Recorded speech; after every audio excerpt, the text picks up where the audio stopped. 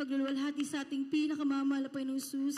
Hallelujah, praise the Lord. At ako po'y nagpapaabot ng dobling paggalang at patuloy pong pag-alala sa ating pong mga magulang sa mahal na Panginoon, ating pong beloved and honorable Pastor Wildy Estrada Almeda, maging sa beloved Assistant Pastor Lina C. Almeda, at sa kanila pong mga beloved children, the whole Almeda family, isang mapagpalang tanghali na po, maging sa inyo mga minamahal na mga kapatiran, sa mga beloved preachers, workers, maging sa mga beloved live webcast viewers. Hallelujah, praise the Lord. At nagpupuri at nagpapasalamat po ko sa ating pinakamamahal na Panginoong Jesus sa pagkakataong ito, aking pong muling pasalamatan ng mahal na Panginoon, ihayag ang kabutihan niya sa aming buhay. Sa rewind ko po mga minamahal, way back 1984, nung nakakilala po yung aking beloved mother sa banal na gawain ito ng Jesus Miracle Crusade. Hallelujah. Talaga po siya po ay mga minamahal, galing po sa isang broken family. Talagang walang kapayapaan sa puso at isipan, mga minamahal. Siya po ang panganay sa kanilang magkakapatid, mga minamahal. Talagang na sa murang edad natuto pong maghanap buhay, mga minamahal, napapagsapalaran dito sa Maynila. Talagang dyan mga minamahal, wala po siyang kapayapaan sa puso at isipan.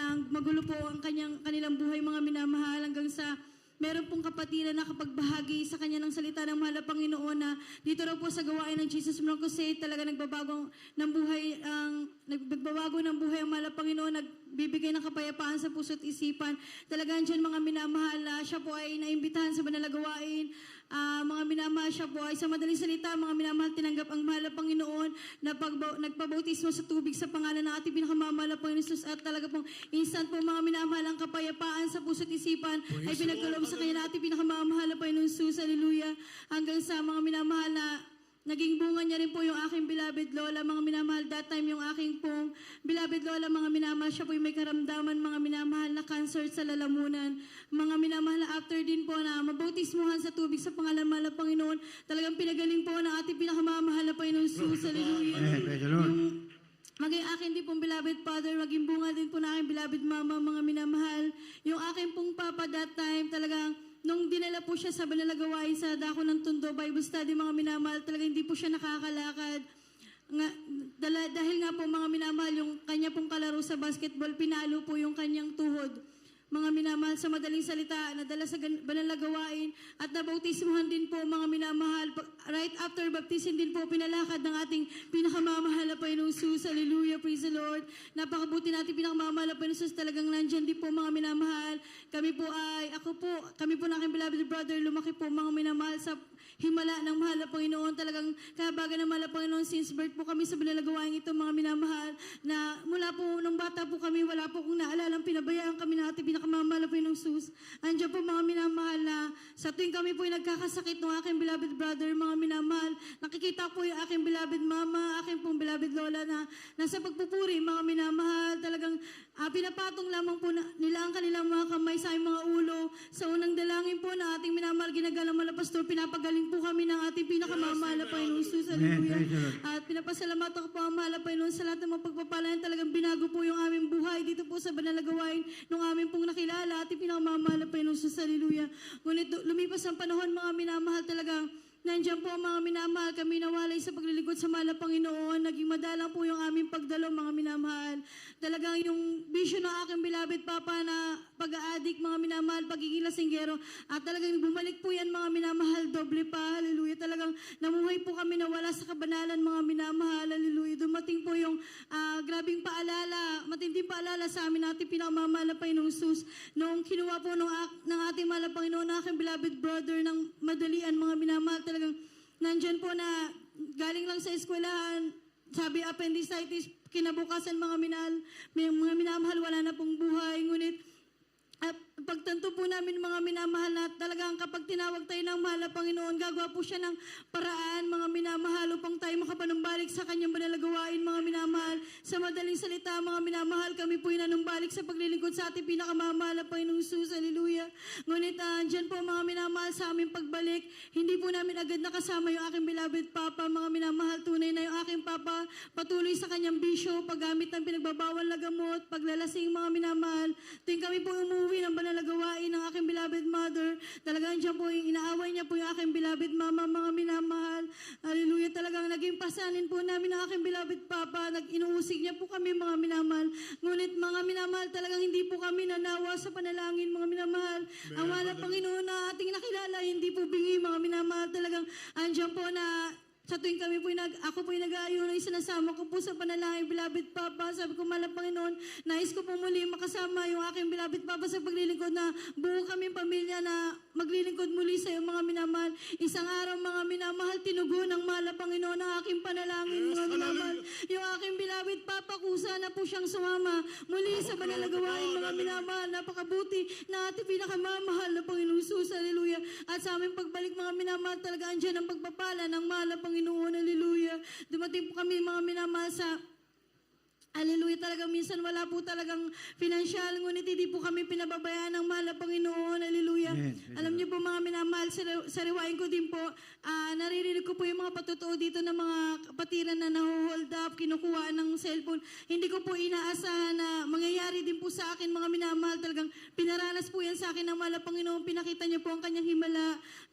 Hindi po ko nagkakamali. 2008 po nun, mga minamahal, kasama ko po yung aking mga kakokwar, mga minamahal. Pauwi po ako sa amin, sa may dako ng Quiapo, mga minamahal. Talagang naramdaman ko po na parang may dumukot sa bulsa ko, mga minamahal. Ngunit hindi ko po siya nakita. Yung aking pong beloved kakwar member po, nakita niya po kung sino yung kumuha ng cellphone ko, mga minamahal. Alam niyo po, mga minamahal, talagang nilapitan ko po yan. Talagang binigyan po tayo ng mahal na Panginoon ng katapangan, mga minamahal. Hallelujah. Ang sabi ko po, mga minamahal, kami po ay taga-Jesus Miracle Crusade. Sabi ko na akin na po yung cellphone ko, mga minamahal. Hindi po ko po inalintana kung may mga kasama man po siya doon, mga minamahal. Alam niyo pong himala ng mahal na Panginoon.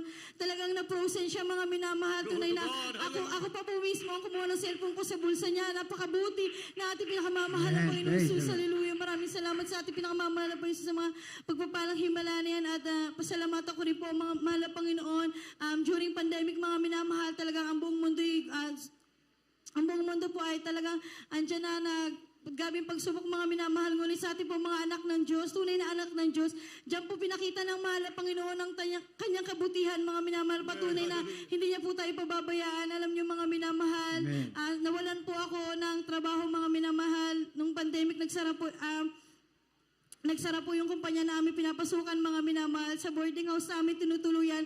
Tatlo po kaming mga awit, mga minamahal. Kakasama po kami sa trabaho. Alam niyo po, hindi ko po alam kung saan ko po kukunin yung ibabayad sa upa, mga minamahal, maging ang aming kakainin, mga minamahal. Ngunit ang mahal na Panginoon, talagang tapat, ang mahal na Panginoong Sus, talagang yung boss po namin, mga minamahal, siya po ang nag-provide ng aming pangangailangan. Sinagot niya po yung ilang buwan na upa namin, mga minamahal, maging yung aming pong pagkain, mga minamahal. Sa tuwing siya po ay nag-grocery, sinasabayan niya po kami, mga minamahal. Pinag-grocery niya rin po kami, mga minamahal. Napakabuti natin, pinakamamahal na Panginoong Sus. Tunay na ang aming boss na yan, mga minamahal. Bagamat siya po ay Chinese, mga minamahal, nadala po namin siya dito sa banal na gawain, mga minamahal. Hallelujah. Napakabuti na ating pinakamamahal na Panginoong Sus. Praise the Lord. At sariwain ko rin po, mga minamahal, way back 2021, mga minamahal, 4 years ago, na kami po ay nalipat dito sa Bulacan, dyan sa Dakoy ng Bukawi, mga minamahal, dahil wala na nga po kami pinagkukunan ng pagkakakitaan. Yung aking pong kaibigan, mga minamahal, aking din pong kakwar member, may mga kapatid po siya dito sa Bulacan na meron pong business na pandisalan, mga minamahal. Sa madaling salita, siya po ay nag-business din, mga minamahal. Nagpandisalan po kami dyan sa Dakoy ng Bukawi, mga minamahal. Nagluluto po ako ng pandesal that time, mga minamahal, November 30, mga minamahal, na hindi ko po inaasahan ng pangyayaring yan, mga minamahal, na talagang bagamat andyan yung lagi niyang pagpapaalala sa akin na lagi mong papatayin bago mo bubuksan. Dumating po sa point na, mga minamahal, na ubusan po ng sa dami ng pinagpala ng mahal na Panginoon, sa dami ng customer, nandiyan po na ubusan po ako ng gasol, talagang hindi ko na po namalaya na patayin man lang pinaka-burner, mga minamahal.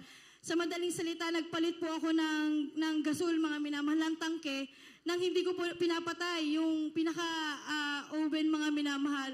Sa madaling salita, mga minamahal, pag sindi ko ng paglapat po ng apoy doon sa oven, mga minamahal, sumiklab po yung, grabe po yung apoy, mga minamahal, sumiklab po sa mukha ko, mga minamahal. Grabing init na akin naramdaman, mga minamahal. Talagang, hallelujah, ilang segundo parang nawalan po ako ng hininga, mga minamahal. Talagang nandyan po, mga minamahal, na sobrang sakit na akin nararamdaman ng mga panahon na yun, mga minamahal.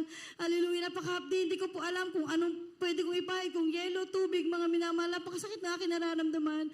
Hanggang dyan, sinundo po ako nung kapatid ng aking kaibigan, mga minamahal. Dinala po ko sa kanilang bahay. Sabi niya, ate, dadali na ba kita sa ospital? Talagang hindi po ako nagpadala, mga minamahal, sa ospital. Andyan po na umakyat po ako sa kwarto, mga minamahal. Nanalangin po ako, nagsumamo sa ating pinakamamahal na Panginoon Sus. Humingi po ako ng tawad, kung saan man po ako nagkulang ng mga pagkakamali, mga minamahal. Hanggang sa kalagitnaan ng aking pananalangin, mga minamahal, naramdaman ko ang presensya natin pinakamamahal na Panginoon Sus. Hallelujah. At andyan po, mga minamahal, kabaga naman ang Panginoon, yung sakit na aking naramdaman, talagang pinaganhawa na ating pinakamamahal na Panginoon Sus. Napakabuti na ating pinakamamahal na Panginoon Sus sa lahat ng mga pagpapalang niyan. Hallelujah. Pinagpasalamatan ko, mahal na Panginoon, sa pagpapalang material, pinansyal, pisikal, at lalo tigil sa spiritual na pagpapala. Patuloy po kong ginagamit na ating pinakamamahal sa kanyang banalumbusan. Hallelujah. Hanggang dito na lang po, lahat ng purihan pasasalamat ay tanging sa ating pinakamamahal na Panginoon Sus po lamang, praise the Lord.